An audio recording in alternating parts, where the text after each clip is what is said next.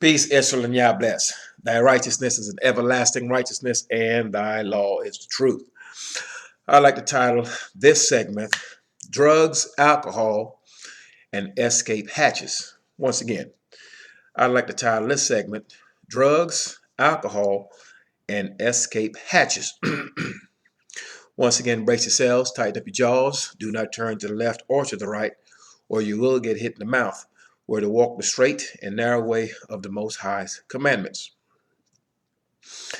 Now, our people being faced with a day-to-day struggle and being afflicted, is very hard for many of our people to cope. And so therefore we have turned to many different coping mechanisms. Violence is one of them. Abuse is one of them. And that abuse and that violence can take many shapes and forms. Our people have to, or unwilling to some of us, to deal with everything that's before us. Sometimes it becomes too much for us to bear when we see the injustice and the violence and things like that, and dealing with the problems and the strife within our own houses. Not only do we have to deal with strife within our houses, but then we have to hear of the strife of our friends and the strife of our close relatives. So therefore, there seems to be absolutely no escape hatch for us by which we can get a breather in the midst of the heathen. We're troubled in our own minds, in our own hearts, in our own spirits. We're troubled in our houses. We're troubled in the street. Our kids become troubled. Our friends and our parents become troubled. Our extended family, they're troubled.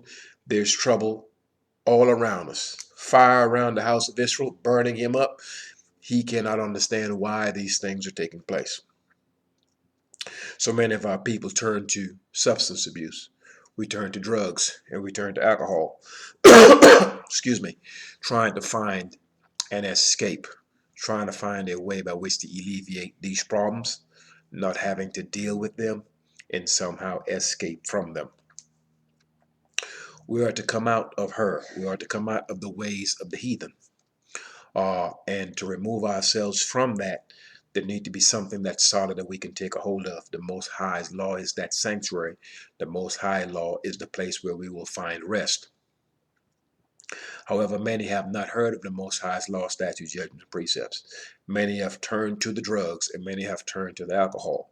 And all these things I've done has compounded the problem. It has made it worse. And it's caused even more problems within our houses and within our families and within our lives. And in many cases, it has cost us our lives. To be dead doesn't necessarily mean a man has to be literally in the ground. It doesn't have to be in the pit. He doesn't have to be 6 feet under. If you are a successful individual, a man who's had a family and doing well, etc., had a job, and you turned to drugs in any way, shape, or form, and you lost your family, you lost who you were, you lost your friends, you lost your positions, etc., etc., you have been destroyed. Technically, you're dead. The only thing is, you're left alive. That way you can actually see and bear witness to your punishments. Because remember, a dead man knows nothing and a dead man feels nothing. It's imperative while maneuvering in this war zone that we are to be sober-minded at all times.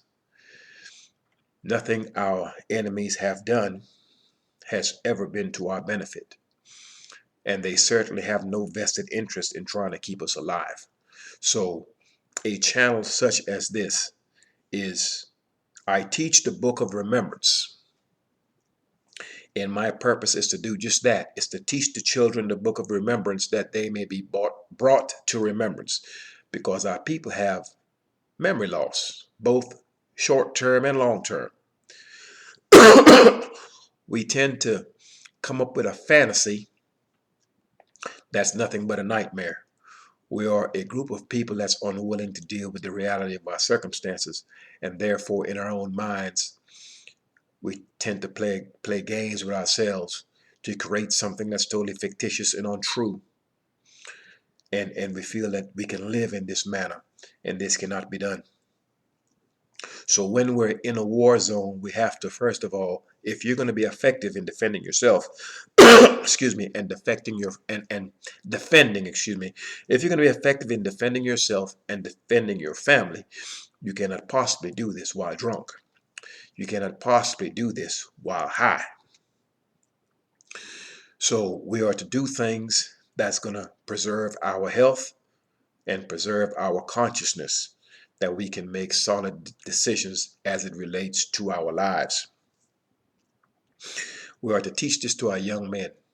We're also to teach this to our daughters as well, that they are to be sober-minded and that we're not to be involved in illicit drugs of any kind, drugs or alcohol.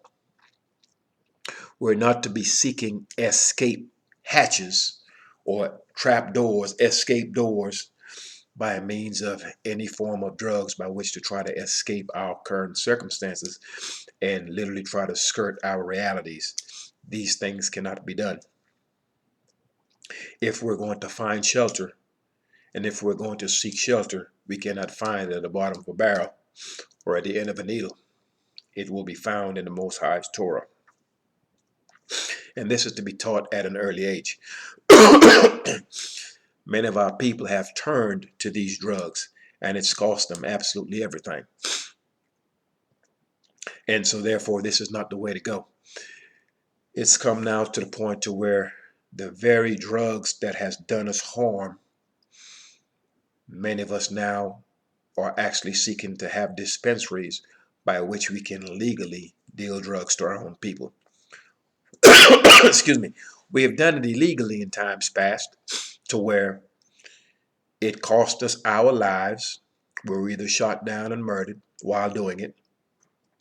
We were possibly incarcerated for doing it. And we have caused the lives of many others who became addicted to it.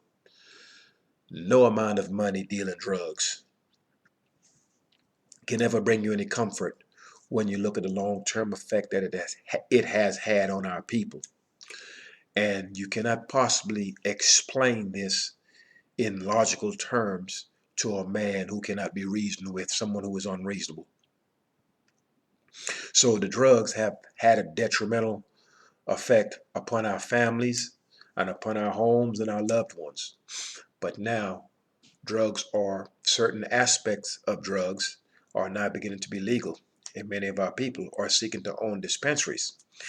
And they intend to sell these drugs to their own people. Now imagine how that's going to go when we know that drugs have had an adverse effect on our people no matter where we live. Now, do we turn around and make that which has been dangerous, do we make it now quote unquote legal and much more accessible to our youth? What type of damage can occur when we decide to take part in such a thing? As the heathen legalizes these drugs, he has to think about, okay, if I'm going to legalize this thing, what am I to do now with the many men and women of Israel that I have given these ridiculous charges to and have them incarcerated? What am I to do with them once I legalize these drugs? At some point, they're going to have to let them go. And that may be one of the main reasons why they have not made these drugs legal across the board. We're to teach our people not to turn to them, and we're to do it at a very, very early age, because this is detrimental to us. Now, when we're thinking of drugs, most of us are thinking about the heroin and the cocaine and marijuana and things alike. Excuse me. We have to protect our children from drugs such as cigarettes. I deal with the youth. So one of my sons, his uniform one day, as I was taking care of him, his uniform smelled like smoke. So I'm looking at this young brother, beautiful Israelite, and I told him, I said, have a seat right here. And so I called his mother over and I told her how this is not the first time that this young man in my presence, his uniform is covered with the stench of smoke. Uh, and I told her that he should be protected. He is young, and she's not to smoke around him and things like that. So you know, I care for this young man as I care for all of the young men and women that's within my care. And so when I see something that's detrimental to one of them, their children, they're unable to speak up for themselves. But I am that man that will pull a parent aside and let them know where they're in error. Now, that sister, she broke down, started to cry. And at the end of our conversation, she gave me a hug, and I gave her a hug, and it was heartfelt. But I don't feel anyone has ever told her these things before. I don't think anyone has cared enough to do so, because chances are the people in her direct circle of influence, so to speak, are pretty much engaging in the same behaviors and did not see the danger to the child. But her response was that she has been dealing with so much as a single parent, uh, and that apparently that was her way of escape. And she understood clearly, because she mentioned it, that doing that is a path that causes more harm than good. So I know for sure, this young man particularly, I have not smelled smoke on his uniform since. So she has certainly kept her promise in ensuring that he will not be exposed to these cigarettes, because I have not smelt that on his uniform since I've had that conversation with her. But many of our people, the only way that they know how to cope with the daily stresses of their lives is to turn to some form of substance. Not only can this be illicit drugs, these can be pharmaceutical drugs as well. These pharmaceutical drugs, you have to be very careful with them also. I've seen some things uh, with some of the rheumatoid arthritis drugs that my wife was taking. I've seen some things that she is going through while taking rheumatoid arthritis drugs that if I did not see it with my own eyes, I would not believe it was even possible. I'm talking about nightmare type scenarios. So all of our troubles are not necessarily from the illicit drugs. Some of it are the prescribed drugs. So if you have anyone that's ill, that's suffering from certain types of illnesses, and these doctors issue their drugs to your loved one, be mindful of these drugs. Keep an eye on their behavior, because these drugs will change your behavior and have you do some things that are out of character. And these things are detrimental to the person and anyone that they're living with. I have lived through this on more than one occasion. So when you're looking at these drugs that they're writing these prescriptions for your loved one, ensure that you're monitoring their behavior each and every day, because these drugs, they're not good. They're not good. And certainly some of these drugs will not heal anything. In fact, it will do more harm than good. So we're to be careful from that end also. Our men, if we're going to protect our families and to teach our sons and to protect ourselves, we're to stay away from these drugs. When we're looking at whether it be alcohol or cigarettes, you know, there's no need in living long and having your lungs not function at their optimum or being ill. Our sons, our daughters, our grandsons, and our granddaughters need our guidance. None of us, our people, the children of Israel, do not own the distiller companies, the major breweries. We do not own the major tobacco manufacturers and things like that. So we know good and well that cigarettes, they will kill you. It says so plainly on the box. And we know that alcohol can impair one's judgment and have you do some things that you otherwise may not do had you been sober.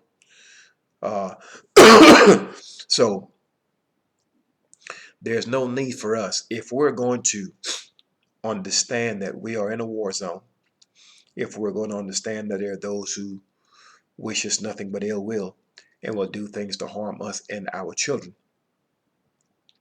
It is not a very wise thing for us to pay to kill ourselves.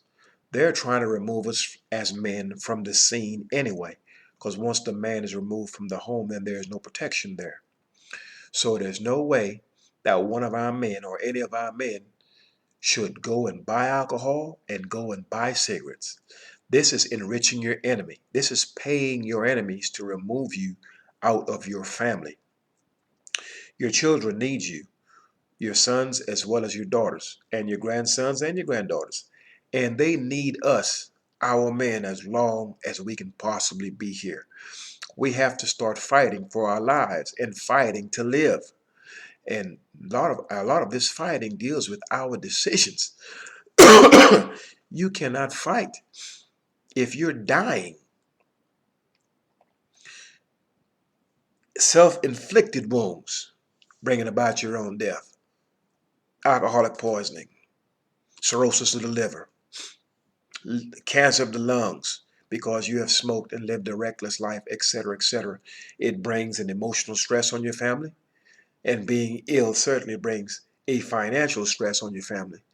And those cigarettes that you've bought and all the alcohol that you drank has made your enemies rich. That's number one. Two, it now puts the undue stress upon your family, and it ultimately removes you from your family. Therefore, now they have no protection. So, to do these types of things, it enables one's enemy. And literally, excuse me, you're an enemy unto yourself.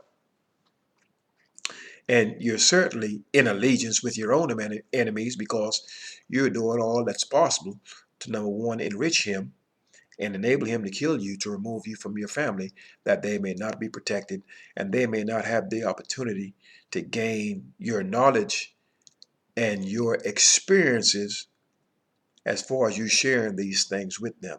So we've got to start being more conscious of self-preservation and be a little bit less reluctant, or more reluctant, should I say, and not do anything to destroy ourselves, that we may be removed from our loved ones, and they may be left defenseless. So be mindful of these drugs.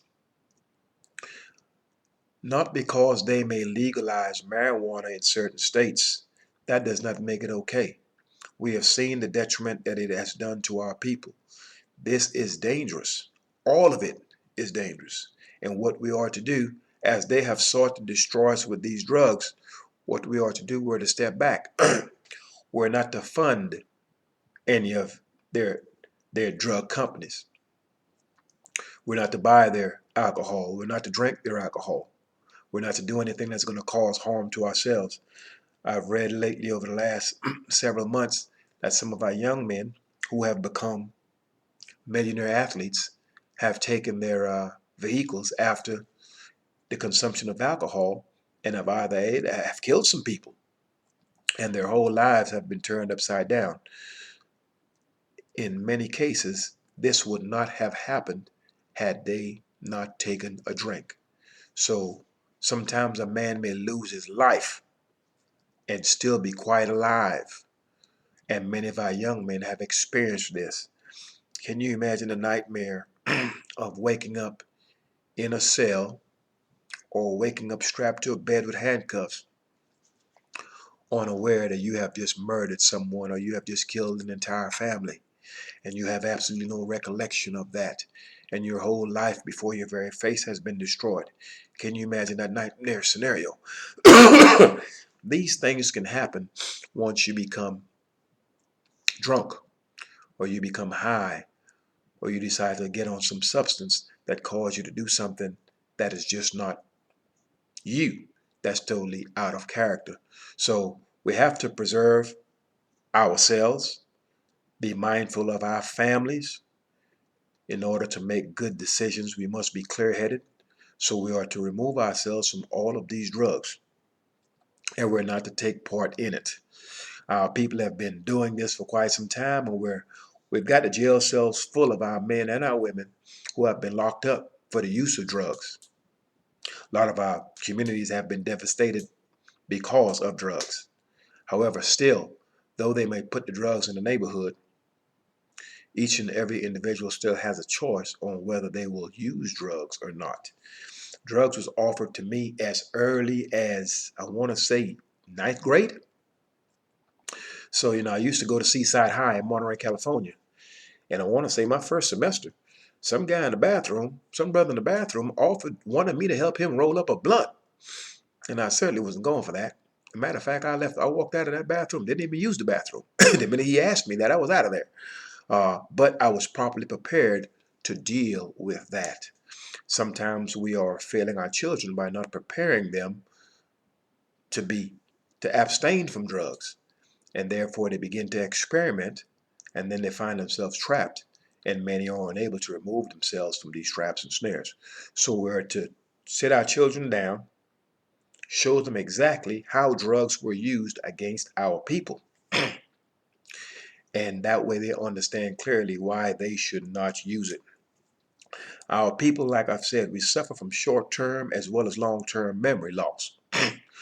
We seem to want to forget that drugs was actually one of the weapons of war used against our people in our communities in the many nations where we dwell. So why now would you take a weapon that has been used to destroy you, and now you would voluntarily take that weapon and use it to destroy yourself? Does that make any sense? So at this point, I am the voice in the wilderness that's bringing you to remembrance.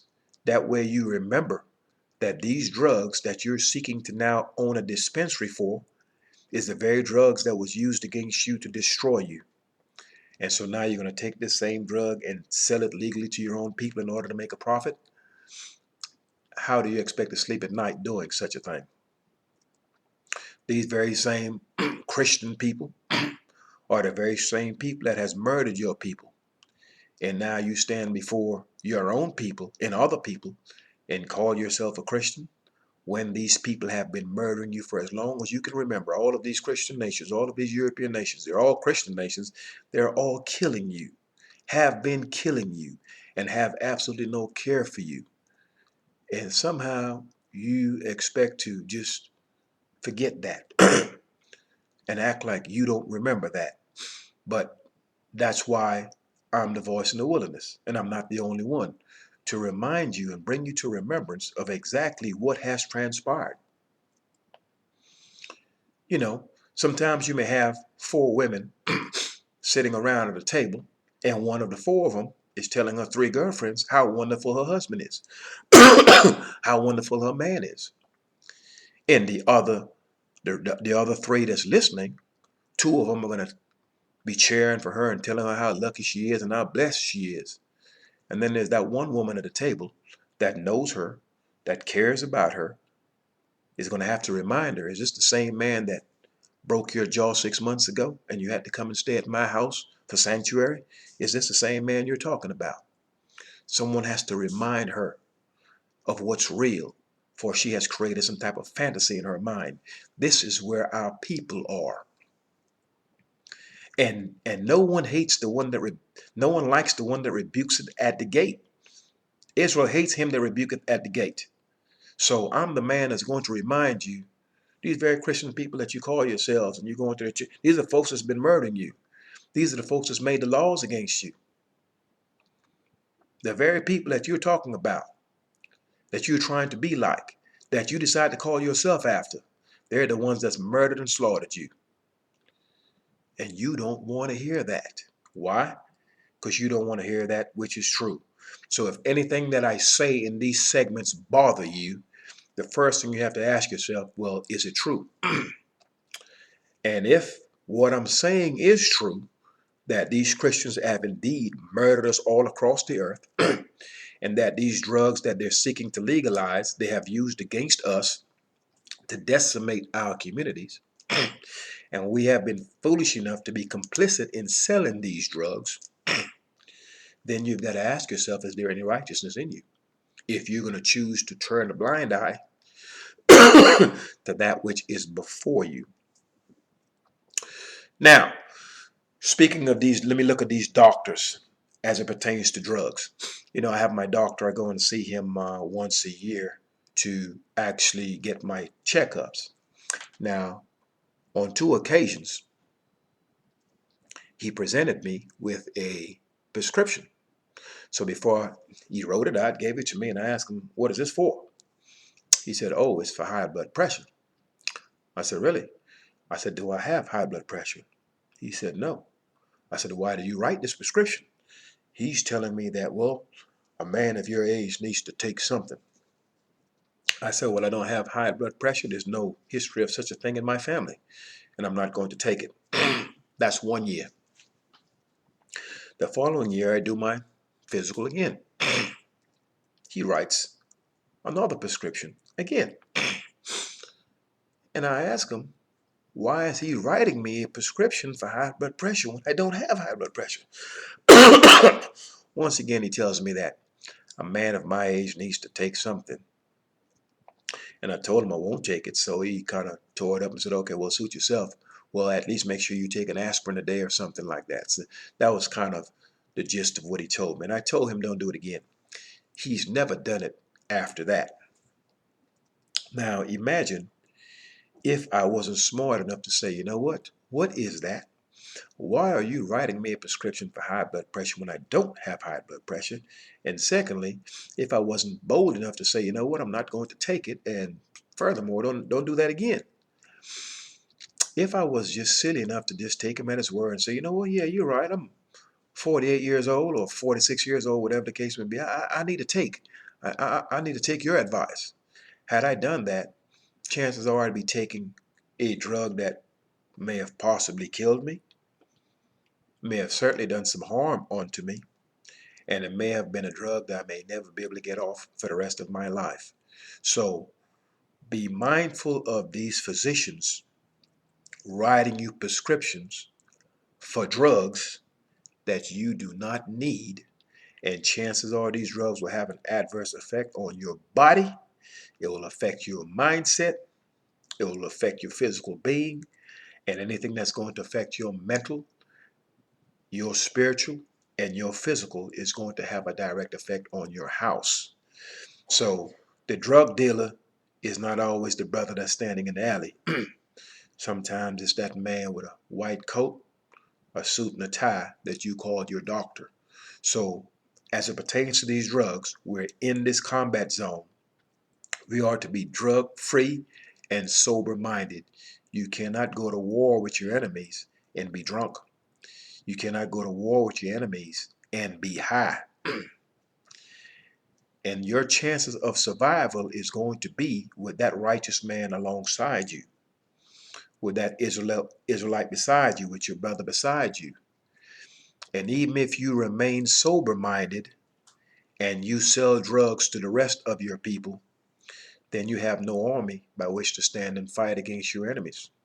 For you have caused them all to be drunk. You've caused them all to be high and inebriated. And if you're going to do that, you're going to cause the destruction of your own family, of your own people. So if we're to put the Most High's law first, and we are to have a responsibility to our people, then we will ensure that we will not do anything that would cause them harm, like to sell them drugs. That's one. Or to be taking drugs that's going to cause us to do a thing, to say a thing, and to act in a way that will be detrimental to the entire family. Peace, Israel, and Yah bless. Thy righteousness is an everlasting righteousness, and thy law is the truth. All drugs, we are to abstain from them. We're to, we're to live it. I've never been drunk. I've never been high in my entire life, and will never be. I like to be in total control of everything that I do. Do not give up that control. Do not give up that power. Control and power is the ultimate freedom. Peace, Israel, and Yah bless. Thy righteousness is an everlasting righteousness, and thy law is the truth. Stay away from all drugs, illicit and pharmaceutical. Peace, and Yah bless.